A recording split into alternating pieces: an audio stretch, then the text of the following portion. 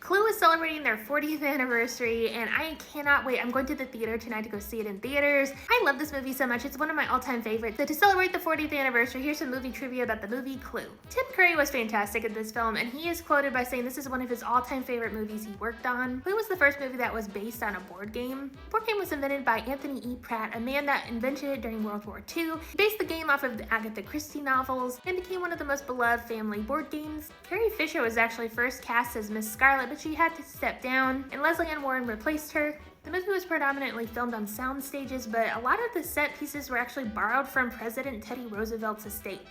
After the film wrapped, a lot of the set pieces were then sold to the TV show Dynasty.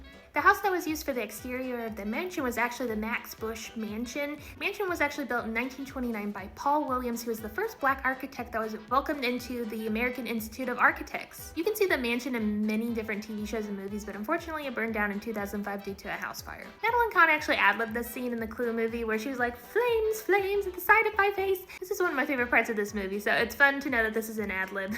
The singing telegram girl was actually the guitarist for the Go-Go's. Colleen Camp, who played Yvette, actually said that this role was extremely sought after. People like Madonna, Demi Moore, Jennifer Jason Leigh were all after this role, and thankfully she got it. Tim Curry said he had like a medical episode filming the last part of the movie because he's running around trying to explain everything to everyone, and his blood pressure got so high that he had like a medical issue. So this film has 3 different endings. And when you went to the theater to go see it in the 80s, like you didn't know what ending you were gonna get, so every time was a surprise. It wasn't until the movie came out on VHS years later that you actually got to see all the 3 endings together. One thing I read about the making of this film is that the entire cast got along really, really well and that they all really enjoyed being on set together. So that's really cool. If you've never seen Clue, I highly recommend it. It is one of the best comedies out there. It is so, so good.